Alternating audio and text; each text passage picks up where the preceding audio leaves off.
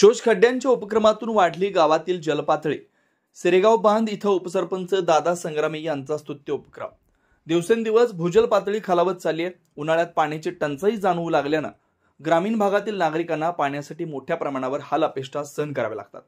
अशा परिस्थितीत गोंदिया जिल्ह्यातील मोरगाव अर्जुनी तालुक्यातील सेरेगाव बांध या गावात एक अनोखा पर्यावरण पूरक उपक्रम राबवण्यात येतोय।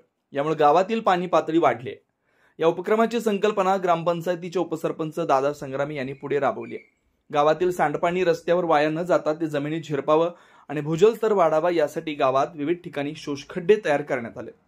सध्या गावातील 60 ते 70% सांडपाणी शोषखड्ड्यांच्या माध्यमातून जमिनीत मुरवलं जातंय, तर लवकरच 100% शोषणाची अंमलबजावणी करण्यात येणार असल्याची माहिती संग्रामी यांनी दिली। या उपक्रमाचा दृश्यमान सकारात्मक परिणाम सेरेगाव बांध गावात दिसून आलाय। गावातील अनेक विहिरी, हँडपंप, बोरवेलमध्ये वर्षभर पाणी उपलब्ध राहू लागलंय। विशेष म्हणजे उन्हाळ्याच्या कडक तीव्रतेमध्येही या विहिरींमध्ये पाण्याची पातळी टिकून आहे।